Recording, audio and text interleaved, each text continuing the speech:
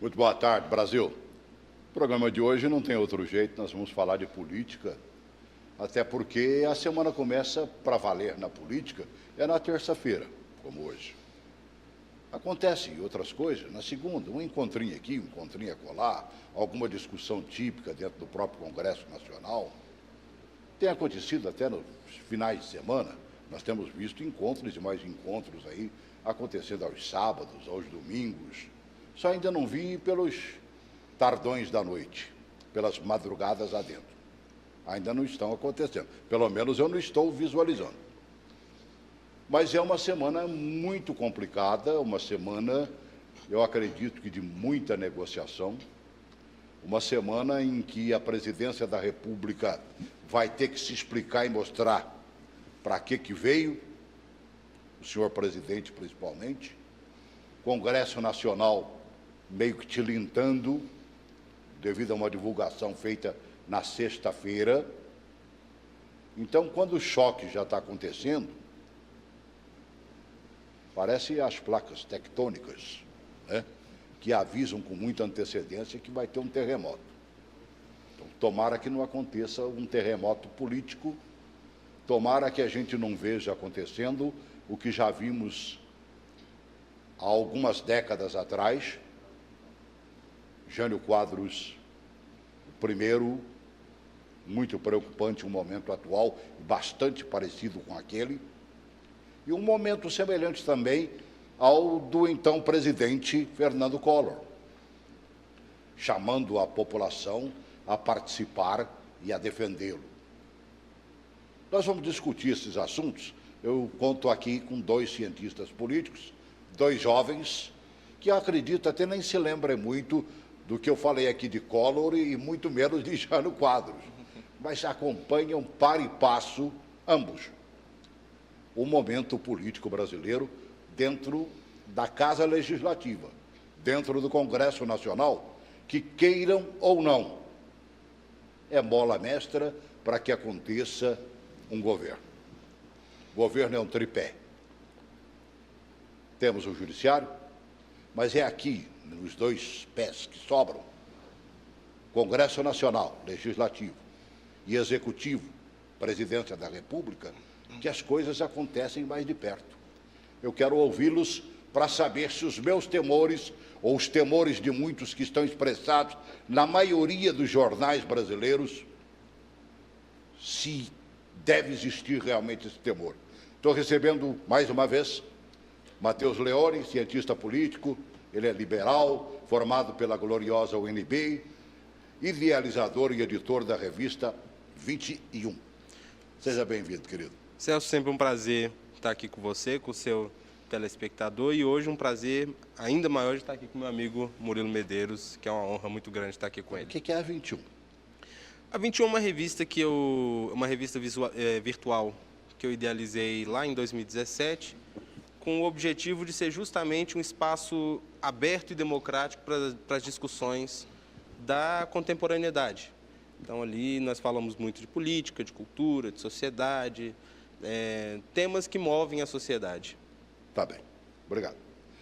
Bom, também conosco, ele é cientista político, também da gloriosa UNB, assessor legislativo no Senado Federal, especialista do Instituto Millennium, embaixador da Polítese, maior portal de educação política do país, pós-graduando em Democracia, Direito Eleitoral, Poder Legislativo pelo Instituto Legislativo Brasileiro. Estou falando de Murilo Medeiros, pela primeira vez comigo aqui. Seja bem-vindo, viu? Obrigado, Celso. Vem fazer parte da nossa turma aí, ó. Obrigado. Juntaram-se a Matheus e tantos outros colegas que estão fazendo sempre acontecer aqui, viu? Obrigado. É um prazer participar de um espaço tão qualificado como esse, ao lado aqui do meu colega Matheus Leone. Olha, eu vi hoje de manhã, embora tenha acompanhado também na sexta, no sábado, alguns noticiários, mas hoje eu revi 5, no mínimo, e estou vendo que nós estamos sem informação praticamente nenhuma no mundo político. A única coisa que se fala é em cima do acontecimento de sexta, quando o Bolsonaro reaplicou, né, um recebimento que ele fez, dizendo que está difícil governar o Brasil e tudo mais. Aí a TV Cultura, sabiamente, né, e principalmente na fartura de notícia, fartura mesmo, está fartando tudo. Né? Ela pegou essa matéria e deu uma agrupada, principalmente nos assuntos de momento, que já há uma pendência, né? Há uma espera por parte do Legislativo e do próprio Executivo que possam acontecer.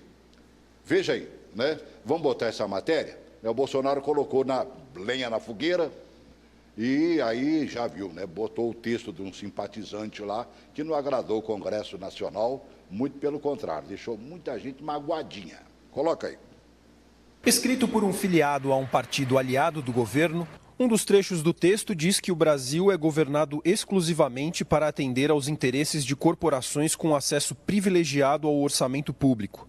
E afirma que Bolsonaro provou que o Brasil, fora desses conchavos, é ingovernável. E conclui: se um governo não negocia com o Congresso, é considerado amador e não sabe fazer política. E se negocia, sucumbiu à velha política. A divulgação do texto foi interpretada por políticos como um desabafo, diante da quantidade de problemas que o Palácio do Planalto enfrenta dentro e fora do governo, como as discussões entre a ala militar e Olavo de Carvalho, a crise em ministérios como o da Educação e a dificuldade de diálogo com o Congresso Nacional. A reforma da Previdência, por exemplo, levou 2 meses para avançar em apenas uma comissão e está longe de ser votada na segunda. A derrota mais significativa foi na reforma administrativa, com a transferência do Conselho de Controle de Atividades Financeiras, o COAF, do Ministério da Justiça de Sérgio Moro para a pasta da Economia. A falta de articulação tem gerado oscilações no mercado financeiro. A Bolsa de Valores de São Paulo, que chegou perto dos 100 mil pontos em março, teve o seu pior resultado desde dezembro. Fechou abaixo dos 90 mil pontos, com ligeira queda de 0,04%. O dólar fechou em R$ 4,10, maior cotação desde setembro do ano passado, com alta de 1,6%. Os reflexos também são sentidos na balança comercial. Nos 4 primeiros meses do ano, as exportações caíram na comparação com o mesmo período do ano passado. O desemprego se mantém em índices altos e mais de 5 milhões de pessoas procuram emprego há mais de um ano. Passados pouco mais de 4 meses de governo, Bolsonaro ainda não desceu do palanque. A consequência é o crescimento do PIB se aproximando de zero e milhões de pessoas nas ruas. Nós temos que lembrar que o Brasil vem de uma recessão desde 2014, então eu acho que nós estamos no bom caminho, mas infelizmente os resultados não aparecem imediatamente, porque não se reconstrói um país em apenas 100 dias. Atrapalha bastante. E a questão da incerteza política. As empresas não podem parar, mas estamos com o pé no chão, né? Não dá para tomar nenhuma decisão de investimento, de aporte, sem ter uma conclusão aí do que vai acontecer. Né? Afinal de contas, nós estamos realmente vivendo um ponto de interrogação. Nós estamos, sem saber o caminho a tomar. Como é que se analisa isso, Matheus? Estamos, Celso. O Congresso Nacional eu costumo ver como uma grande orquestra. E uma grande orquestra ela só funciona quando há um bom maestro para conduzir o processo político. Você pode ter 513 músicos perfeitos, sem um bom maestro, mas se cada um vai tocar do seu jeito, né? Exatamente. E nós hoje não temos maestro. O presidente da República considera que qualquer conversa com o Congresso Nacional é uma imoralidade, o que não é verdade. Na democracia se conversa. Em qualquer democracia do mundo, um presidente precisa montar uma coalizão governamental para governar o seu país. Pelo menos em qualquer país em que há mais de 2 partidos políticos, se necessita coalizões governamentais. E o presidente Bolsonaro até hoje não conseguiu montar uma coalizão governamental. Ele é o que nós chamamos de governo minoritário. Ele é um governo de minoria. Não tem maioria no Congresso. Ele não tem nem a maioria simples. Não, ele não tem nem maioria nenhuma. Ele não alcança 50% mais um. Celso, a votação da última semana de convocação do ministro da Educação na Câmara dos Deputados teve 307 votos sim, um a menos do que necessita para aprovar uma PEC, isso é relevante. Teve 307 votos pela convocação e 82 votos contra a convocação. Eu diria que esses 82 votos, hoje, são o tamanho da base do governo na Câmara dos Deputados. 82 de 513. A maioria, sim, a maioria absoluta ali seria 257 Menos de um votos. quinto, quer dizer, um sexto praticamente. Exatamente. E não adianta o presidente da República vir com desabafos públicos na forma de textos de apoiadores, achando que isso garante a ele uma simpatia da população. A população quer retomada do emprego, quer estabilidade econômica, quer ver o país crescer, quer trabalhar. Os empresários querem investir. Mas nenhum empresário, nós vimos agora na reportagem, consegue investir com tamanho grau de incerteza.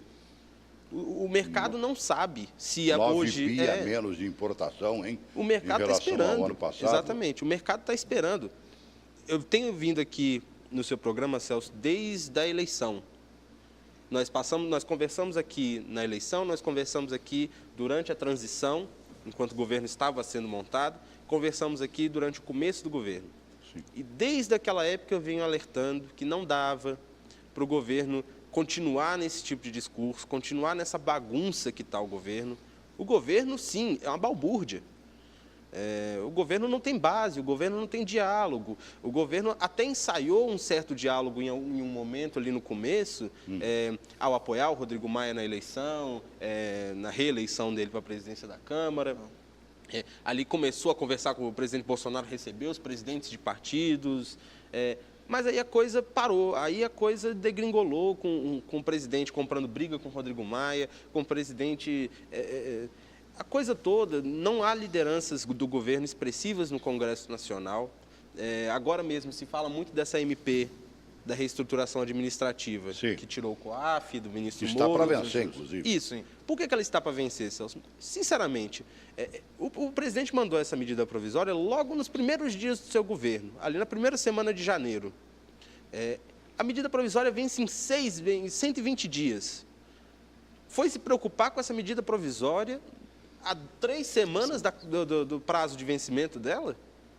Isso é a prova da situação Na verdade, ela foi esdrúxula. esquecida mesmo, Isso, né? isso, ela foi esquecida. Eu não vi esse movimento em cima dessa MP, você viu? O governo acordou muito tarde para discutir a matéria, né? E é uma matéria importantíssima, que foi editada logo quando o presidente Jair Bolsonaro assumiu a presidência da República, de reestruturação administrativa do governo, que pode vencer agora no dia 3 de junho, o que pode ser uma grande derrota política considerável para o governo no Congresso Nacional, porque o governo teria que recriar os antigos ministérios que ele acabou, Extinguiu. né? Extinguiu. Então, E fazer, inclusive, a separação daqueles que Sim. né, ele uniu, né? Rapaz, e qual é o peso político disso, Prão? Se caso uma medida dessa não passe?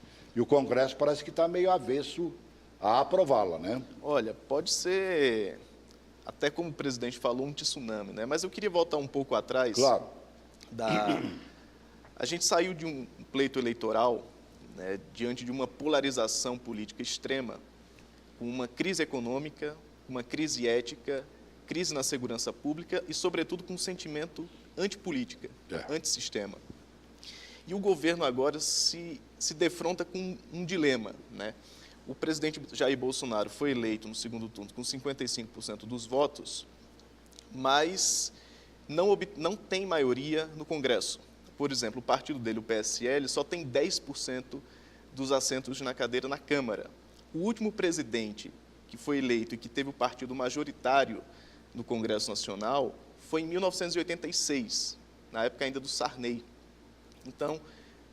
Então, assim, o Brasil, essa questão da fragmentação partidária é muito relevante. E, aparentemente, nós temos um dilema a resolver, porque, do lado do Congresso, as urnas deixou muito claro que o toma lá da cá foi rechaçado pelas urnas, né? E o Congresso brasileiro precisa compreender isso também, né? Aquela negociação que foi muito escancarada na época do Lula e da Dilma, do Petrolão e do Mensalão.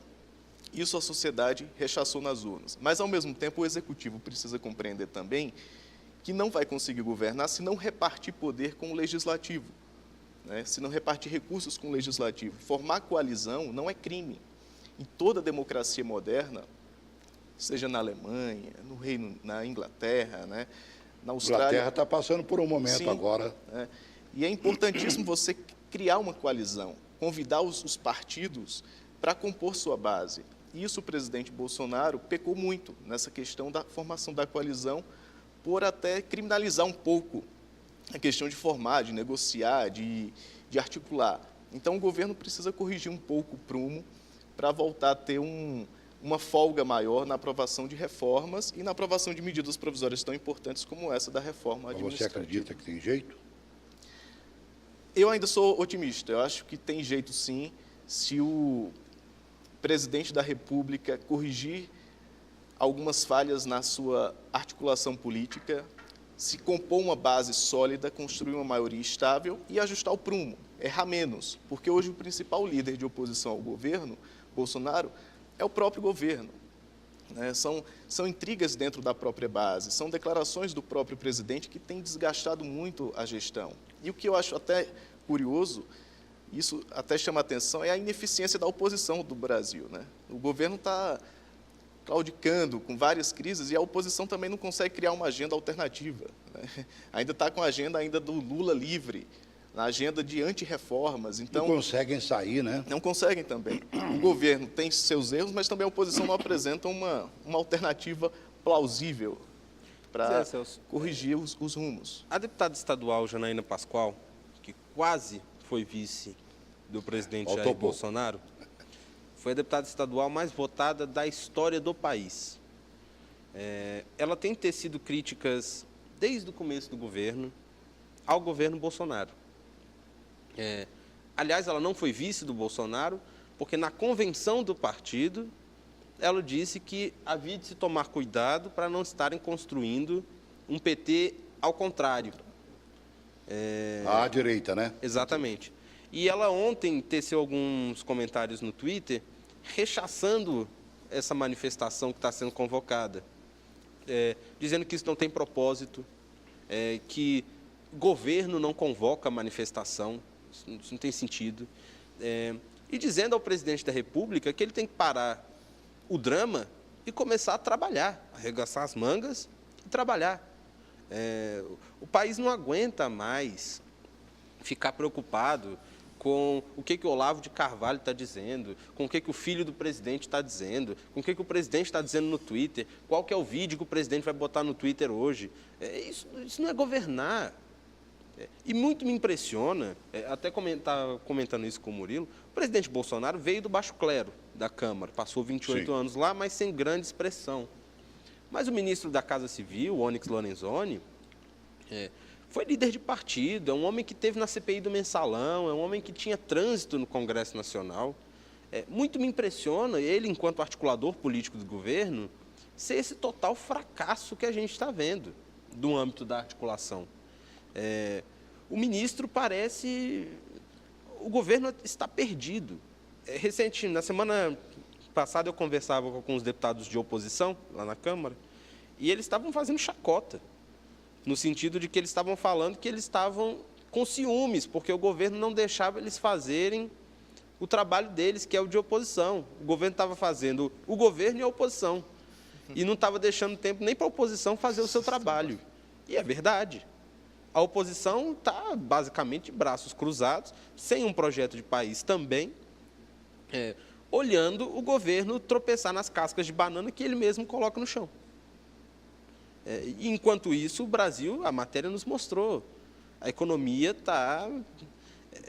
o mercado está ficando impaciente, porque por mais que o ministro Paulo Guedes seja um excelente quadro e esteja fazendo o seu trabalho em parceria com o presidente Rodrigo Maia, o ministro Paulo Guedes, a reputação dele vai até um certo limite, o mercado vai perdendo a paciência. Agora eu estou percebendo, por exemplo, que algumas lideranças estão se firmando. Você citou o Rodrigo Maia, eu acredito que ele é um deles, a ponto dele dizer que ele fará, por exemplo, uma nova reforma da Previdência. mudará o quadro todinho praticamente, deixando algumas coisas básicas do que já foi proposto. Isso é bom para a presidência da República ou já é uma divisão a mais? Olha, eu sempre digo que em política não há vácuo, né? Um executivo fraco implica necessariamente um legislativo forte. Então, o papel hoje do presidente Rodrigo Maia, como uma figura até como um primeiro-ministro, né, o senhor das reformas, como tem sido considerado, diante da fragilidade do governo em articular uma base coesa e sólida, uma maioria estável, o presidente Rodrigo Maia tem chamado a tarefa para si. E ele mesmo tem atuado não só como líder da Câmara dos Deputados, mas como o articulador ali para conquistar os votos da reforma da Previdência. Não é à toa que a votação na comissão, na CCJ, onde teve mais de 73% dos votos, a reforma teve o apoio ali na CCJ, foi uma articulação ali do Rodrigo Maia com os partidos de centro. Então, esse é um desafio que o governo precisa ficar muito atento, né? Porque o legislativo tem ganhado um protagonismo nessa agenda invejável diante da fragilidade do governo. Você falou primeiro-ministro. Sim. Nós estamos vivendo um parlamentarismo branco, é? Eu estou chamando de presidencialismo parlamentarista. O presidente da República, hoje, o que é sua pauta ideológica, digamos assim, ele tenta fazer via decreto, sem a necessidade do Congresso Nacional. O decreto das armas dele é um exemplo disso. A ingerência sobre propaganda do Banco do Brasil que está sendo feita, porque ele não gostou da propaganda do Banco do Brasil. Ele tenta fazer isso via decreto sem o Congresso Nacional. O que o governo tem mandado para o Congresso Nacional é, em linhas gerais, a agenda Paulo Guedes. Não é a agenda Jair Bolsonaro. É a agenda Paulo Guedes. E, com o pacote ali, a agenda Moro. Mas não há ali uma agenda Jair Bolsonaro. A agenda Jair Bolsonaro ele tenta fazer via decreto. E sobra ao presidente da Câmara, Rodrigo Maia, o papel de organizar o país hoje. De dizer o que é uma agenda de reformas necessárias para o país, que ele vai tocar para frente. Inclusive em diálogo com o presidente do Senado, Davi Alcolumbre. Todo mundo fala que essa reforma da Previdência tem que ser aprovada. Que o Brasil não viverá bons dias se não fizer essa reforma. Só que passaram a dizer 1.200, 1.300, né? Aí já disseram que 800 estava bom demais. Onde é que a gente vai chegar nessa brincadeira aí? Olha, eu acho que é natural. Não se imaginava que o governo enviando uma reforma de 1 trilhão, como estava previsto pelo ministro Paulo Guedes, que ela sairia com 1 trilhão. Isso, as pessoas conhecem o Congresso Nacional, sabem que o Congresso é, principalmente a Câmara, muito suscetível às pressões externas que chegam. Então, vai ser retirado ali, por exemplo, da reforma, a questão do benefício de prestação continuada, que é para deficientes e idosos em miserabilidade, vai ser tirada a questão da aposentadoria rural e vai ser mexido em um ponto ou outro. Mas, assim, essa reforma vai ser feita, ela vai sair, acredito eu, com algo em torno da casa dos 700 bilhões de reais de economia. E eu acho que o Brasil precisa avançar. O governo tem colocado a reforma da Previdência como uma espécie de tábua de salvação do país, de que a partir dali tudo se resolverá, o que não é verdade. A reforma da Previdência ela é fundamental para que o Brasil não vá completamente à falência. É como se você tivesse um paciente na cama de hospital, você precisa dar um remédio para ele não morrer. Não significa que ele vai se recuperar daquela doença. Você está dando um remédio para ele não morrer. E aí sim você passar, a partir daí, a tratá-lo para que ele melhore da doença. Que há que se ter economia, com certeza. Que há um rombo terrível, né, nas contas brasileiras também. Mas que pega, por exemplo, o que aconteceu na semana passada, quando o ministro da Educação foi, como diz, convocado, né? Ou vem. Exatamente. E ele esteve lá no Congresso. juntamos ali pouquinhas falas do ministro, e ele fala exatamente da necessidade de economia e mostra que isso vem lá de trás porque não fizeram, né, a lição de casa em governos anteriores. Melhor do que eu falar, coloque essas falas aí do ministro da Educação e nós vamos comentar um pouquinho em cima disso aí, por favor. Nós não somos responsáveis pelo contingenciamento atual. O orçamento atual foi feito pelo governo eleito de Dilma Rousseff e do senhor Michel Temer, que era vice. Nós não votamos neles. Então, nós não somos responsáveis pelo contingenciamento atual. Nós não somos responsáveis absolutamente pelo desastre da educação básica brasileira. O sonho de consumo de um brasileiro hoje é colocar os filhos na escola privada e não na pública. Nós somos obrigados pela Lei de Responsabilidade Fiscal a começar a contingenciar toda vez que a receita não corresponde ao que foi orçado no ano anterior pelo Congresso Nacional. E, infelizmente, o Brasil ainda não decolou. O Brasil parou de afundar. Eu fico parado, fico pensando, quer dizer, a gente sabe qual é a lição de casa a ser feita.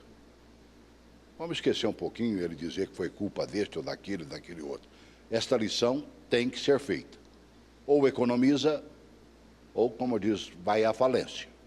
Isso. Vamos declarar, é como se fosse uma dívida pessoal, um problema pessoal. Ou você enquadra, ou está fora completamente. O que a gente tem que fazer para que isso aconteça? Um dos pontos que eu sempre tenho dito que nada que vem do governo é gratuito. Recurso público tem um limite, não se dá em árvore, né? Então, essa questão da responsabilidade fiscal é fundamental para que o Brasil tenha algum progresso social lá na frente. Então, as pessoas que foram para as ruas legitimamente reclamar do contingenciamento da educação brasileira, a forma atabalhoada como foi feita, mas os manifestantes também precisavam ter ali uma plaquinha da educação e uma plaquinha da reforma da Previdência. Porque sem a reforma da Previdência, o nosso orçamento vai só servir para pagar aposentadoria e pensão.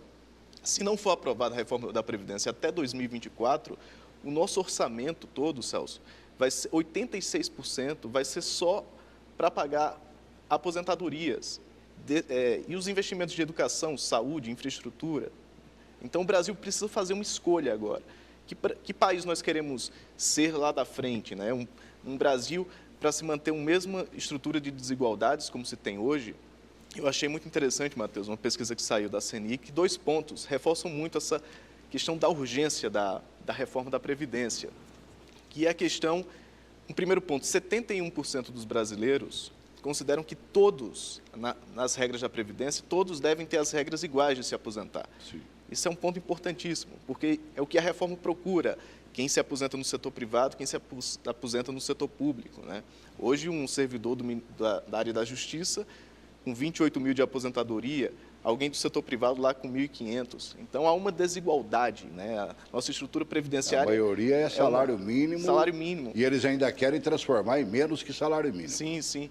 Então, essa reforma vem para corrigir essas desigualdades sociais mesmo. E outro ponto interessante da pesquisa da CNI é que 85%, se não me engano esse número, da população brasileira não aceita pagar impostos para financiar os rombos da atual Previdência. Então, a sociedade não quer tirar do seu próprio bolso para bancar ali um rombo cada vez maior. Então, eu percebo que há até um movimento de esclarecimento um pouco maior da sociedade de que é importantíssimo você corrigir essas deficiências do nosso sistema previdenciário, até para a gente conseguir criar um Estado um pouco mais próspero e também menos desigual. Nesta coisa acontecendo, existe uma nova configuração partidária acontecendo ou não? Ou a gente continua como dantes no quartel de Abrantes? É o centrão mandando, né? É a direita fazendo o papel dela, é a esquerda que ainda não começou a fazer o papel que ela sabe fazer muitíssimo bem, né? Que é o da oposição. O que está acontecendo politicamente falando em termos partidários? O nosso sistema político, né, caracterizado como um presidencialismo multipartidário e hiperfragmentado também, né? Nós saímos dessa eleição com 30 partidos com representação na Câmara e 21 no Senado. E desses da Câmara, 16 partidos são aquilo que a gente considera, na ciência política, o número de partidos efetivos, aqueles partidos que têm um peso relativo ponderado, que têm influência nas votações. Sim. Veja, Celso, em 1994, nós tínhamos 8 partidos efetivos na Câmara dos Deputados. Hoje, nós temos 16, ou seja, o dobro. Então, para você organizar essa salada de partidos, é fundamental você criar uma coalizão, você formar uma maioria de base, porque senão a cada votação do governo vai ser criada uma nova negociação, isso cria uma imprevisibilidade enorme. A verdade é que nós não temos mais partidos fortes, né? Não temos. Aqueles que eram fortes se arrebentaram nas últimas eleições. Aí a gente vem daquele velho ditado, né, de que democracia forte implica em partidos fortes. Se não há partido forte, não há democracia forte? Não há. Por mais que nós estejamos num momento em que no mundo todo se questiona a democracia representativa como modelo de organização da sociedade, ainda assim você necessita de partidos políticos que sejam capazes de racionalizar esse debate público e organizar linhas de atuação para que o país tenha algum tipo de sentido político. Os partidos são importantes, eles são fundamentais para a existência da democracia. Vou te dar um exemplo, Celso. Não houvessem partidos políticos, nós teríamos 513 partidos políticos na Câmara dos Deputados. Porque está quase que acontecendo isso, né? Cada cabeça, uma sentença. Cada deputado ali faria o que bem entendesse. Os partidos políticos vêm no sentido de organizar esses deputados. Nós pensamos parecido, nós representamos talvez um mesmo eleitorado, nós devemos agir em conjunto. E daí caem para 16 efetivos, já é melhor do que ter que sentar com 513 pessoas. O nosso sistema partidário brasileiro, ele sempre foi muito ancorado na figura dos líderes partidários na Câmara, que eram as pessoas que organizavam as suas bancadas e entregavam os votos nas votações, com alta disciplina acima dos 80% dos votos. Mais de 80% das vezes os deputados votam com seus líderes. Só que com o tempo, a coisa foi, com o surgimento das próprias redes sociais, etc., as pressões externas ao legislativo foram entrando. Então, hoje, os parlamentares eles sofrem uma pressão externa muito grande, maior do que eles sofriam antes. Isso é bom, no sentido de que a população está participando mais da vida política. Cuidando mais daquele. Do seu país, fiscalizando mais o seu representante. Mas também quer dizer que os líderes hoje têm maior dificuldade e, consequentemente, o presidente da República tem maior dificuldade de organizar uma base parlamentar sólida. Eu lamento que o presidente Bolsonaro, por exemplo, divulgue um texto daquele dizendo que o país é cooptado pelas corporações. É verdade, é cooptado pelas corporações. Nosso orçamento público é cooptado pelas corporações. O que é triste é que, durante toda a sua trajetória política, o presidente Bolsonaro tenha servido a esses interesses corporativistas. Tivesse ele votado a favor da reforma da Previdência do presidente Fernando Henrique Cardoso, lá nos anos 90, que não passou por um voto, ela teria sido aprovada. E hoje nós não estaríamos passando pela dificuldade orçamentária que nós estamos. Tivesse ele apoiado a privatização da telefonia, a quebra do monopólio da Petrobras, o Plano Real, tudo isso ele votou contra por interesses corporativistas. E ele dizia, é porque eu estou defendendo os militares, o resto não me interessa. Agora, é muito fácil quando você está no Congresso, como é o caso do presidente Jair Bolsonaro, passar a sua vida inteira votando contra a responsabilidade fiscal, contra reformas estruturantes de país. Agora, quando você senta na cadeira do Executivo, como é o caso dele agora, ele vê que ou faz ou faz. A verdade é essa. E é muito significativo, Celso, para a gente notar que o governo não tem mais controle nem sobre a reforma da Previdência, que é um texto que foi enviado por ele. Essa reforma não é mais do governo Bolsonaro. Ela deixou de ser, porque o Bolsonaro, primeiro, não a defendeu, o presidente da Câmara, Rodrigo Maia, foi lá e defendeu. Esse texto agora é do Rodrigo Maia. A reforma da Previdência é a reforma Rodrigo Maia, não é mais a reforma Bolsonaro. Até porque, olha, o Bolsonaro e o PSDB se xingam desde o governo Fernando Henrique. Bolsonaro defendeu o fuzilamento do presidente Fernando Henrique Cardoso. A relação não é boa. O Bolsonaro xingou o PSDB sempre que pôde. E, no entanto, o relator da reforma da Previdência na comissão especial é um deputado do PSDB. E foi escolhido pelo Rodrigo Maia. Porque o PSDB é aquela coisa no Brasil. Ninguém gosta realmente do PSDB. Mas, na hora que o bicho pega, é quem eles chamam para resolver as coisas. Porque Você o PSDB... pode dizer o que quiser, mas que tem algumas cabeças... Isso. Porque o PSDB passa uma né? credibilidade para o mercado, no sentido das reformas, né? Quem que você vai botar como relator de uma reforma importante? Geralmente é alguém do PSDB, porque passa uma certa tranquilidade para o mercado. A reforma trabalhista foi o Rogério Marinho, que hoje está no Ministério da Economia, um homem brilhante. Depois você teve ali, por exemplo, a TLP, a mudança de TJLP para TLP do BNDES, foi o Betinho Gomes, do PSDB. E agora, na reforma da Previdência, você tem outro deputado do PSDB, o deputado Samuel Moreira, muito aliado do ex-governador Geraldo Alckmin, foi Casa Civil do governador Geraldo Alckmin em São Paulo, e que agora é o relator da reforma e deve apresentar um texto substitutivo àquele enviado pelo governo, que deve manter as linhas mestres do texto enviado pelo ministro Paulo Guedes, mas que vai fazer algumas alterações ali na comissão especial. Isso significa o quê? Em geral, o que já tinha sido acordado, tirar o BPC, tirar a aposentadoria rural, eu acho que deve cair aí de 300 a 400 bilhões na economia. Iria ser 1 trilhão, acho que fica ali entre os 700 bilhões de economia. E é curioso isso que o Matheus está falando, porque o PSL, né, o próprio partido do Jair Bolsonaro, é um feudo de várias cabeças, não existe muito uma coesão programática. Né? Não é um partido. Tem de nacionalistas, tem liberais, tem conservadores, tem corporativistas, e daí a importância, como o Matheus falou, do Bolsonaro se aproximar desses partidos de perfis mais de centro, né? Como o próprio DEM, né? Que hoje tem a presidência da Câmara e a presidência do Senado, e 3 ministros, próprio PSDB, PSD, esses partidos mais que já participaram de outros governos, até para lhe ofertar experiência, expertise, capacidade de articulação. Então, nós tivemos uma nova configuração nas eleições. Veja, por exemplo, o MDB. O MDB hoje é um partido médio, né, na Câmara, não tem tanta influência. Então, assim, existe uma nova configuração de forças partidárias que o próprio governo precisa se aproximar para conseguir andar melhor no Congresso. E quando se fala nessa aproximação, você pensa na ampla negociação. Sim. A maioria dos brasileiros pensa que é aceitar a corrupção. Ainda é isso hoje ou não? Não, porque é possível você fazer uma negociação sem você partir para a corrupção escancarada. Entendi. É possível você negociar, você articular, você sentar com seu deputado que defende o seu governo por convicção ideológica e repartir poder. O executivo precisa repartir poder com o legislativo, tal como ocorre em outras democracias, né?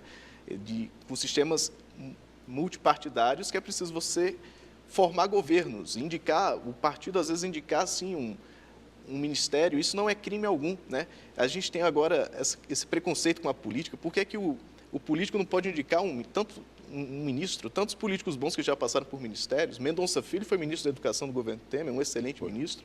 José Serra, na época do Fernando Henrique, era um político, né? Também. Às vezes, só você ser técnico não basta, porque você, às vezes, não tem a força política para aprovar o que é necessário, às vezes. Então, eu acho que é conciliar um perfil mais técnico com um perfil político, isso não é crime algum. Um bom exemplo disso é que, quando Itamar Franco precisou nomear um ministro da Fazenda, ele não foi lá escolher um economista.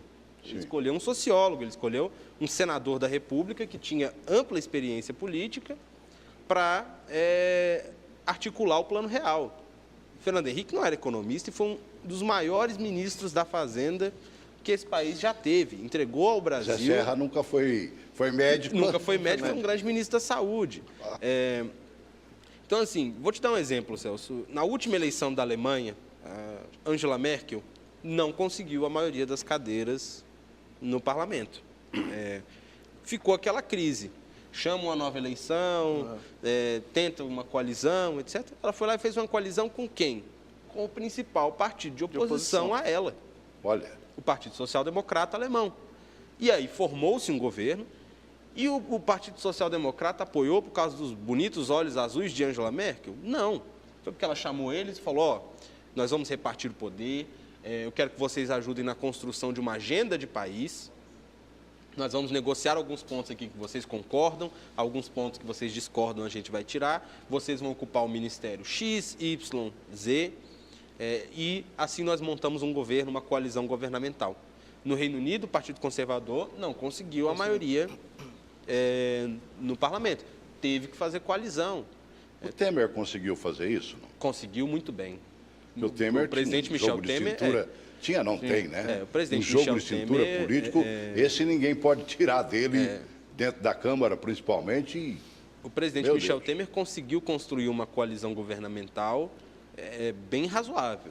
Aprovou, por exemplo, a emenda constitucional do teto de gastos, que não era uma emenda politicamente fácil ou popular, era uma medida necessária, porém impopular, que ele aprovou. Teve, acho que, 340 e poucos votos. E, dessa forma, conseguiu tocar um governo que, quer queira, quer não, estabilizou o país, entregou o país economicamente muito melhor do que recebeu. Com uma inflação controlada, com a menor taxa de juros da história, com o país voltando a crescer, com o desemprego em queda. Por quê? Porque o mercado confiava no ministro Henrique Meirelles e no presidente Michel Temer e no presidente Rodrigo Maia, confiava que o jogo político estava organizado. O mercado hoje acha que o jogo político está em caos, desorganizado, e por isso os indicadores econômicos que a gente tem visto são de queda. Lula fez um dos melhores governos do Brasil e ninguém tira. Os 4 primeiros anos do Lula foram excelentes. Aonde é que eu quero chegar? Ele simplesmente deu continuidade ao que ele recebeu do Fernando Henrique Cardoso. Não mexeu em absolutamente nada. Ele deu continuidade e colheu os louros da vitória. Não seria o caso de Bolsonaro ter feito a mesma coisa numa continuidade do governo Temer? O presidente Michel Temer, logo na transição, primeiro, o presidente Michel Temer fez uma das transições mais republicanas que nós vimos nesse país. Sim, tão republicana mesmo quanto a que Fernando Henrique fez com Lula. E naquela época o presidente Michel Temer ofereceu ajudar o presidente Bolsonaro a aprovar a reforma da Previdência que Michel Temer já havia enviado ao Congresso Nacional, que já tinha passado pela CCJ, já tinha passado pela Comissão Especial, estava pronta para a pauta do plenário. Pronta só para ir para a votação. Aqui, no seu programa, eu disse que o melhor para o governo era votar a reforma de Michel Temer, porque já estava pronta para a pauta do plenário. Não ouviram, não... Mudaram tudo. Arrogantemente dispensaram o apoio do presidente Michel Temer, que tinha uma base já organizada no Congresso, e agora estamos chegando ao fim do primeiro semestre de 2019, sem a reforma da Previdência ter saído da Comissão Especial. Acaba chegando naquilo que você muito gosta, pelo que eu percebi, Murilo. É a questão partidária e a boa negociação. Você falou dela, da necessidade real de uma grande negociação. Ou administra o país com as forças expressivas que fazem a política nacional, ou você vai continuar na Rua da Saudade. Se você vê uma Merkel fazendo na Alemanha uma união com a oposição, por que não nós aqui? O que está faltando, meu amigo? Olha, o Brasil precisa... Eu lembro que uma frase do Barack Obama, logo quando ele assumiu a presidência da República, ele, no discurso de posse dele, ele disse, olha, acabou a eleição, não existem mais os Estados azuis nem vermelhos, existem os Estados Unidos da América, né? Eu acho que falta um pouco de conciliação, abaixar um pouco os ânimos, né? A democracia está um pouco polarizada, muito ruído e pouca comunicação. Eu acho que é preciso os atores sentarem na mesa, temos uma agenda em comum aqui e é preciso, importantíssimo para salvar o Brasil. O economista Francis Fukuyama tem um termo que ele usa muito chamado vetocracia, em um dos livros dele, que é esse momento, junto com a democracia digital no país, vários grupos de pressão com seus vários interesses, fazendo com que as democracias tenham um baixo nível de consenso e até uma paralisia no processo decisório. E isso, as redes sociais, a democracia digital tem escancarado isso cada vez maior, né? Isso aumenta a capacidade do governo e das lideranças públicas de articular vários interesses. E quando não há articulação de vários interesses, até aqueles que seriam muito sérios para a nação brasileira, como os pontos defendidos pelo Moro, estamos encerrando o programa, né? Mas até ele foi meio que escondido, né? Sabe, não teve a expressividade que o Brasil esperava que acontecesse num governo. E até porque, num país da insegurança, se alguém teria que ter um sustentáculo político, era o próprio Moro. Vou te dar um exemplo, Celso. Nós temos tido, no começo desse ano de 2019, bons indicadores da queda da taxa de homicídio no país. Estamos tendo bons números. E ao que esses números são atribuídos? Ao excelente trabalho que foi feito pelo ministro Raul Jungmann, no Ministério da Segurança Pública, no governo Michel Temer. Verdade. Trabalho sério dá resultado. Gritar muito, tuitar muito, falar muito, não dá. Nós chegamos à situação do presidente receber líderes partidários, anunciar aos líderes partidários que suspenderia o corte na educação, ligar para o ministro, falar, suspenda o corte na educação, os deputados saírem da reunião e a líder do governo falar que era mentira, que o presidente não ligou para o ministro. Ora, o deputado foi para a tribuna e falou, eu sou mentiroso agora? Ou o presidente da República fingiu que ligou? Quando o papo começa a ficar bom, termina, mano, velho. Numa frase. Sou otimista do Brasil, eu acho que a gente tem uma agenda de economia, de privatizações com o ministro Paulo Guedes, com a ministra Tereza Cristina, com o ministro Tarcísio Gomes, tem bons quadros no governo, eu acho que é preciso melhorar o quadro ali de quem está guiando o país, para a gente conseguir aprovar as reformas de um Congresso o mais rápido possível. Eu sou um otimista. Eles continuam com aquela direção que era dura, né? Que você tinha que quase que morrer de força, né? Está na hora de botar a hidráulica funcionando, ou até a elétrica, que agora existe e tal. Bolsonaro tem que ser menos Dilma, mais Fernando Henrique. É possível? Depende dele. É possível? Sim, é possível, com moderação, com equilíbrio, serenidade. Esse é o exercício do poder mesmo. Articular, governar, conversar com as outras partes. Isso é o que o Brasil espera. O Brasil ainda espera. Nós estamos vivendo praticamente o 5º mês do governo, né? Poxa, a gente fala e tal que o governo está meio perdido, né? Não há uma certa gestão necessária. Dá a impressão até que a gente é contra o presidente da República. Queiramos ou não, ele ainda tem mais 3 anos e 7 meses de governo. Então, o melhor para nós, povo brasileiro, é de que sejamos com ele, mas que ele seja com o povo também, e saiba que há uma representatividade do povo que é dentro do Congresso Nacional. Eu não conheço governo que, deixando de negociar com o Congresso Nacional, conseguisse fazer alguma coisa. Não conheço. Ele vai viver de tropeços em tropeços. Para quem tem a grande experiência de legislativo, passou ali por não sei quantos mandatos, perto de 7, né? 7 mandatos. São 28 anos de mandato como parlamentar. É impossível que não conheça a máquina como ela funciona. Ah, mas ele tem que sentar com 513. Não. Ele tem que sentar com as lideranças.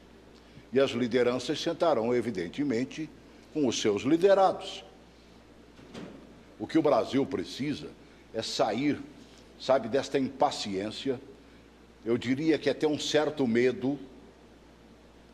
Eu abri esse programa me lembrando de Jânio Quadros e me lembrei de Fernando Collor de Mello. Tomara que isso não aconteça, gente. Tudo que nós não precisamos hoje para o Brasil se dar bem é um novo tropeço governamental. Já tivemos tropeços demais, alguns inclusive provocados. Não aconteça não. Vamos fortalecer, meu Deus. Ou fazemos o Brasil funcionar, ou corremos um sério risco de vivermos num tropeço ainda maior do que aqueles que já tivemos, lamentavelmente. Só a união é ditado antigo, né? Mais velho que andar para frente, só a união faz a força. E, caso contrário, jamais teremos um governo funcionando 100% no Brasil. Grande abraço. Obrigado, meninos. Um abraço.